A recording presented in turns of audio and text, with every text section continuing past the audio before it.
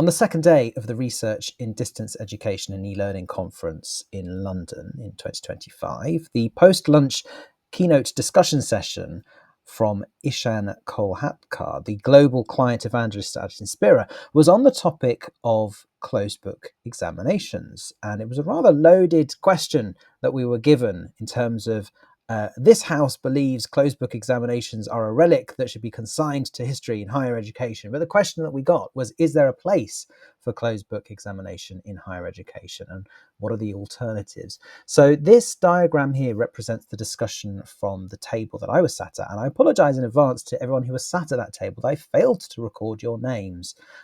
So I'm trying to do my best case here in terms of capturing your ideas. And some of my ideas are in there as well, but a lot of these come from the delegation around the table. What I wanted to do is I was trying to think about a way of conveying some of these ideas. The thought of creating a blog post on this was rather intimidating. So I've got another route of trying to walk you through it verbally and just using this as a prompt for some of the ideas that came out. So first of all then, closed book examination, if you're not familiar with it, it's the approach where you, if you're on campus, for example, you'd walk into a room, sit there for 3 hours, doing a load of questions that you've never seen before, typically without any further materials that you have to hand. You wouldn't have your phone or any other device with you. You just have to remember what you've got in your head and try and use that to answer the questions or apply it to what is in front of you. You can run these online as well. Some of the more popular professional certificates will have proctored examinations online where you have to find a space, first of all, that you don't have any stimulus materials around. So typically a completely blank room. You don't have any books around. You've got sometimes the need for 2 webcams, one that shows your face and the other that shows the wider room. And you're monitored in terms of making sure that you're not checking things on the screen and you don't have bits of paper lying around. Now, I don't know about you, but in the online space, if I'm trying to learn online, I typically am learning in a space that has got a shed load of resources around me to help me learn. And trying to find even a single room in my home environment that doesn't have clutter that may be counting against me for a proctored examination is going to be very difficult. And if I'm on campus, if I'm working on campus and trying to find a room that's bare, well, that, to be honest, that can happen quite easily.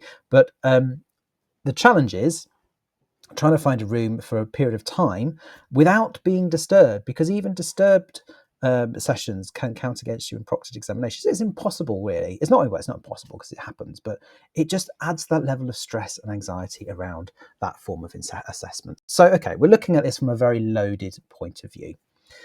So let's have a look at some of the thoughts that we came up with.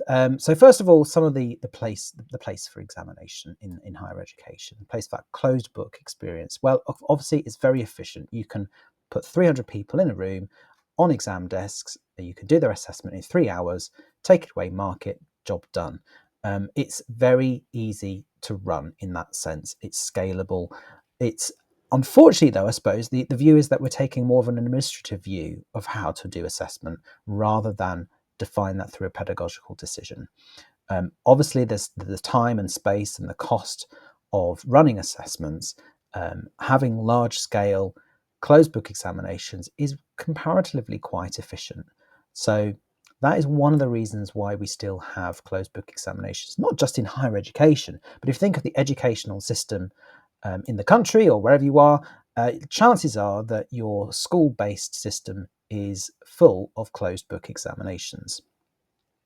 There's also the option there to grade it very quickly, depending on the type of question. It's much quicker to assess through examination than it may be through an open assessment. So there's something there to do with how quickly something can be marked, but also how quickly those marks can be processed. There's consistency there. You typically end up with a numerical value, and it's just the numerical value that goes back to the students. In some cases, you may be lucky enough to get the feedback from a closed book examination, but certainly, again, school situations, you just end up with a single letter sometimes, if not a mark out of 100. That doesn't really tell you much as a learner about that assessment experience. So Why don't we want to do this then? Well, you may actually want to be assessing some knowledge, fine, but typically the assessment format is not authentic. I mean, in the workplace environment, you would be expected to be looking up facts and checking them. You would be expected to be writing, something short normally, quite brief, rather than a full academic essay. So there's a question there about the authenticity of the assessment and how this prepares students for the workplace. There is another question here about exams. So this is just assessing one view of the knowledge. So where you've got exams that have been written by a particular institution or a particular academic team, that's just one view of the knowledge. Now, you think about an authentic workplace environment where you have access to, I think this thing called the internet exists, where you can actually access a lot of different materials from multiple perspectives and combine those and synthesize those into some sort of response. You may end up with a broader picture. If you've got access to libraries and books and journals, either digital or in real life, physical entities, they also give you different perspectives. But what tends to be the case in terms of recall of knowledge, it's the knowledge that has been driven into the curriculum to regurgitate in an exam. Now, I'm being very, very harsh here in terms of exams. There are other ways you can do exams that isn't just about knowledge. There are some other questions about what is knowledge as well. So the point of exams is to prove that you have some sort of level of foundational knowledge. So we're only really assessing here cognitive outcomes. Can you interpret knowledge and apply it? Can you remember knowledge? Can you evaluate? It's not necessarily looking at workplace needs or workplace skills. There is something there about, longer term retention, being able to recall information quickly is really important in some circumstances. And having processes such as testing and examinations to make sure that recall is truly embedded, it can be quite a useful learning mechanism. But that tends to be a foundation. It doesn't. If you do that for everything, you're not going to really learn much and apply your learning. So there's a level of proved knowledge that's required, but it's not the be all and end all typically of an educational experience. But there is something here, I suppose, in terms of if we look at the other side here, this gateway assessment of level. So the fact that you've been able to demonstrate a certain level of knowledge means that you can then move forward. So this is why we arguably have school-based exams where you've demonstrated a certain level of knowledge, and that is then a gateway into higher levels of studies. Again, we're looking here at efficiency scale and how that leads us into having these gateway assessments. The written assessment can actually be discipline based. So if you think of language learning, being able to write in a language, well, you do need to do that as a written assessment. Do you need to do that in closed book exam? Don't know. But there is something there about the written assessment as a format, which has relevance in specific disciplines, but also could be an argument for closed book examinations to prove a certain level of competency over being able to write in a different language. Lots more ideas here. So let's have a look at some of the recognition points. So we talked about that gateway level of assessment, proved knowledge. Having that level allows for comparisons across different institutions and environments. So that recognition of degrees internationally, some international requirements, different countries may say that they need closed book examinations as part of their policy. They've adopted those sorts of approaches rather than other forms of assessment. And similarly as well, if we look at professional accreditation bodies as well, there's something here about the need to justify that level of knowledge. So why do we exam? It's because we're proving that that individual alone gets the accreditation in order to justify that knowledge. There is something also about professional accreditation bodies leading institutions down a particular path for examination. So maybe there's something there about the dialogue we need to have with professional accreditation bodies about the need to evidence knowing and the ability to apply that in specific situations and how that may be assessed in a different way. So again, knowing what to look for, the complexity of subjects influences this, knowing how to use information, how that maps to skills and techniques and conceptual frameworks that typically will be discipline based.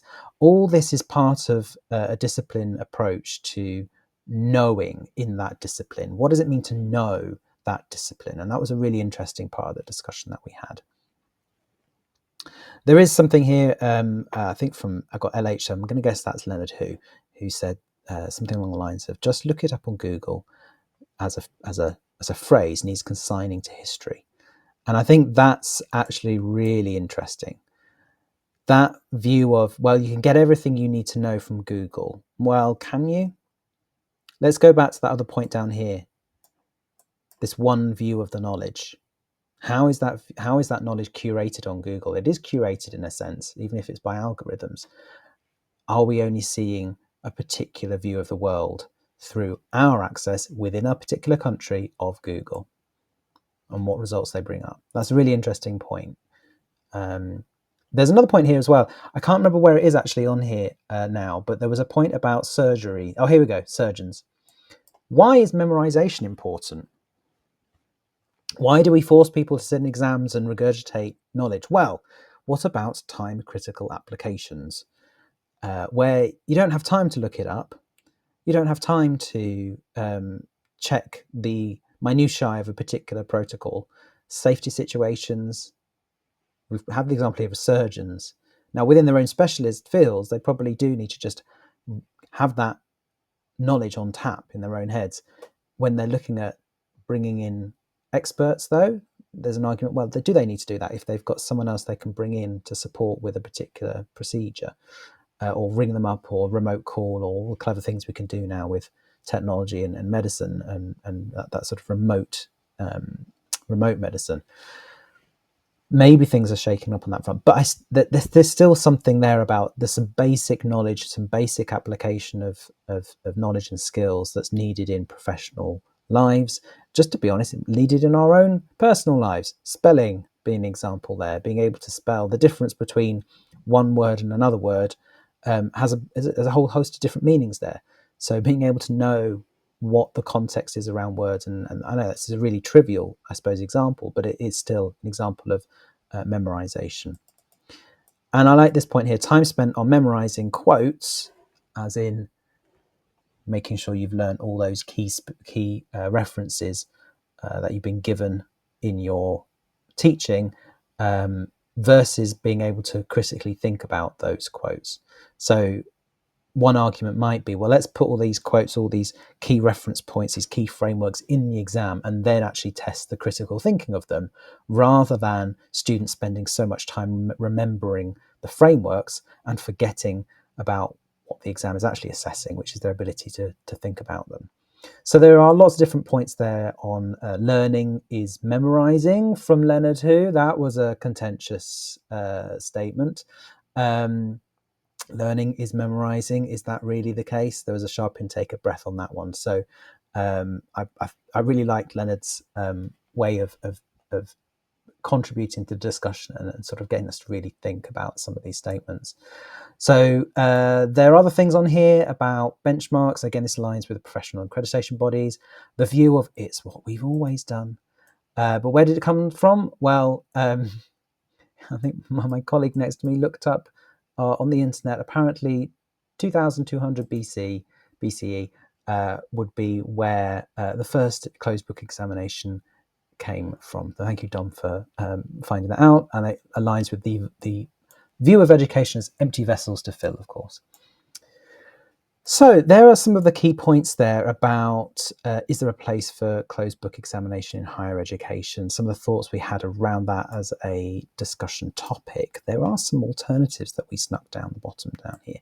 So learning from other disciplines. So if we're thinking about, okay, let's do a closed book examination. Well, can we just check and see what other people are doing, either in our own discipline or in different disciplines?